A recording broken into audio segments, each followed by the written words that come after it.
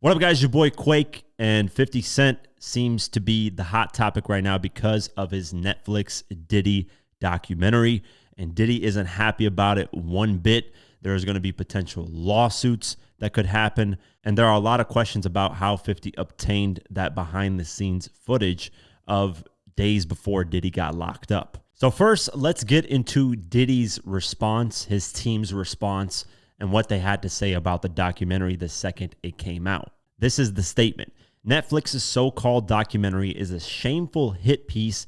Today's GMA teaser confirms that Netflix relied on stolen footage that was never authorized for release.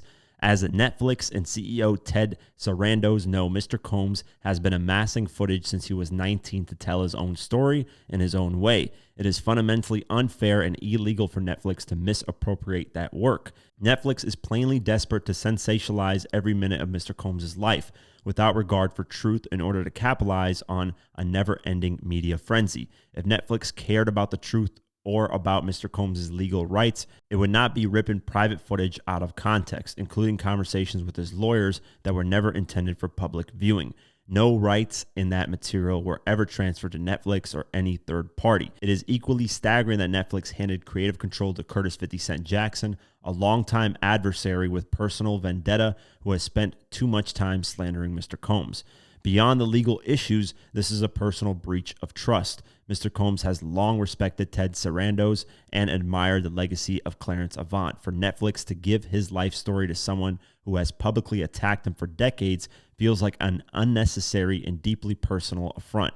At minimum, he expected fairness from people he respected. And believe it or not, if you actually watch the documentary, it's pretty fair. I mean, they make it very clear that, hey, Diddy hasn't been charged with the certain charges that people think he has been charged with. They make it clear that there has been no ties to him having done anything to Tupac or Biggie. You know, they make it like very, very clear with both sides. And they said they reached out to people on Diddy's side, but they never wanted to be involved. So there's only so much you can do. I mean, I make documentaries myself.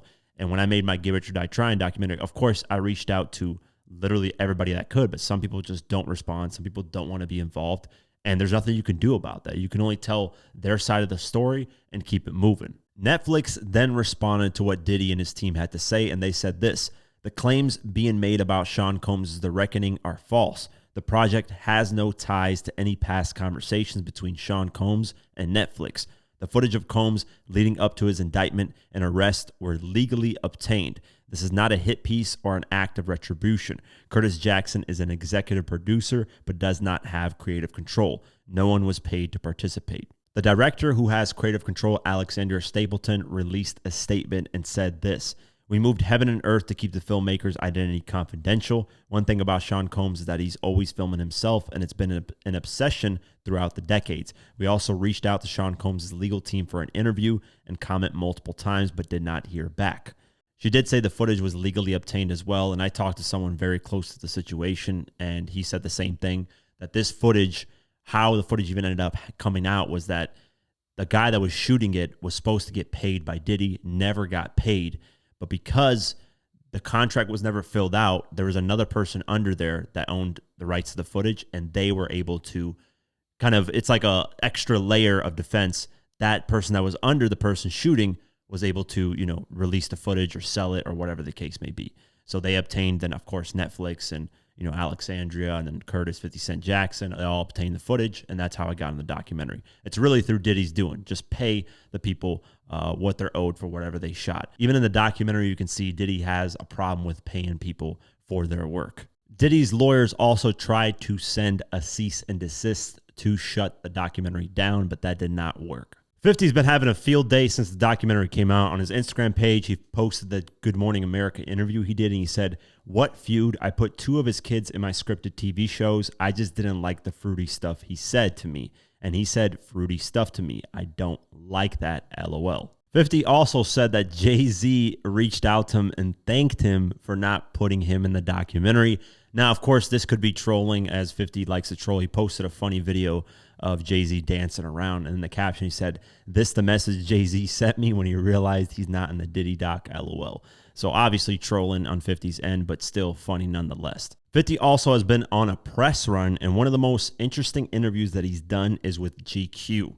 And the reason why is because he mentions his baby mama in this actual interview, and he says some wild things. So first, let's go over the questions that the GQ person is asking and 50's responses. So it starts out with the GQ person saying, 50, you expressed your interest in producing this fairly quickly once everything started happening, and you guys turned it around just as quickly. What about this case and this story compelled you to want to make a documentary about it as it was all unfolding? 50 said, to be honest, just the culture itself.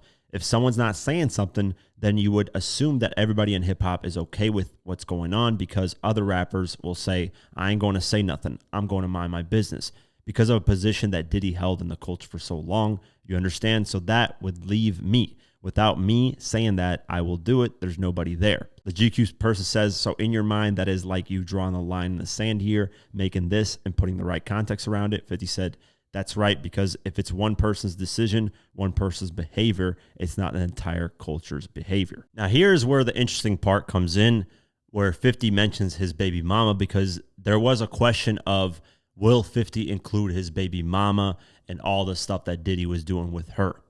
You know, people were probably going to criticize him for not including her. And 50 himself says in this that he wanted her in the documentary. But remember, 50 was not the director in this project. He was simply the executive producer, so he didn't have much creative control. And I'm pretty sure the baby mama did not want to be in the documentary regardless. The GQ person says this, 50, your critics would say that your decision to produce a documentary like this was just based on your personal feelings or animus towards Puffy.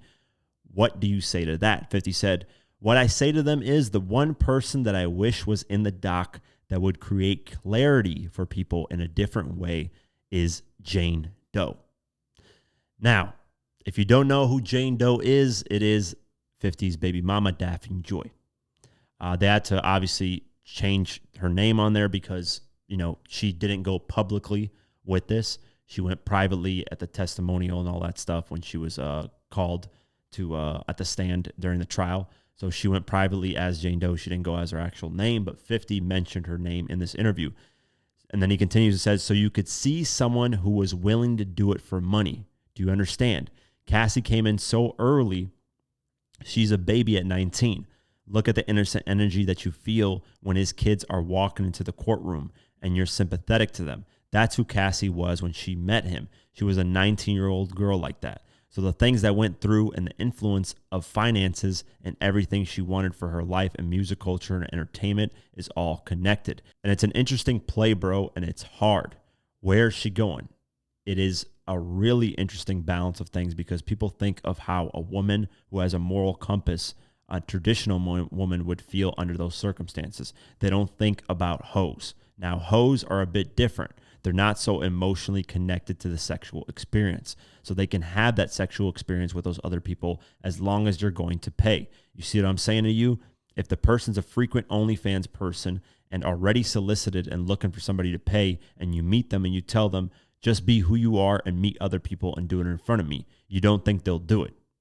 So he basically is calling his baby mama a hoe, essentially. That's what he's saying out of this. He's saying, I wish she would have been included in the documentary, because you would have saw someone that was genuinely doing the things that she was doing with Diddy for the money. And that's the problem. In this documentary, we didn't get, we got a guy that was a former sex worker that did stuff for the money. But it would have been great to get like a female's perspective on that as well. But obviously she didn't want to be a part of it. Continuing on, the GQ person says, I feel like that's what Alex was getting at. The complexities of everything are really interesting and layered. 50 says, there's so much in it, bro. There's so much in it. It only makes sense as a project when you watch it because of Alex's alignment of these things. Alex is obviously the director. There you go. It's clear as day. 50 would have included her if she would have accepted it. And I truly believe he would have done that, because 50 was dealing with her before the Diddy stuff. And then obviously as they got separated, she decided to do her own thing, and to get a lavish lifestyle still funded, she decided to, do things with Diddy as well, which is unfortunate, but it is what it is. That's how some people move. That's the reality of the situation. But let me know what you guys think of all the stuff going back and forth. Did Jay-Z actually text 50? I have no idea, but that is funny still. But we'll keep our eyes posted and see what happens, if there is actually any legal lawsuits or anything that goes on. I highly doubt it, because Netflix especially has a huge team of lawyers that they make sure that every, dot is dotted, every T is crossed, everything. That's why I think that documentary is actually titled Sean Combs instead of Diddy, because maybe the brand name Diddy would have gotten an easier lawsuit. I don't know.